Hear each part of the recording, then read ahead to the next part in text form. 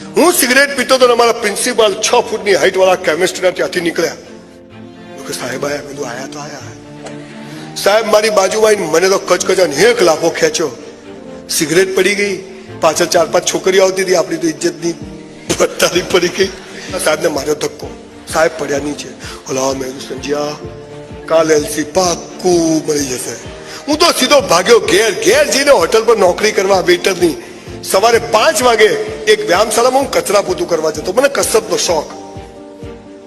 કચરા પોતું કરીને હું પેલા સાહેબના ઘેર ગયો.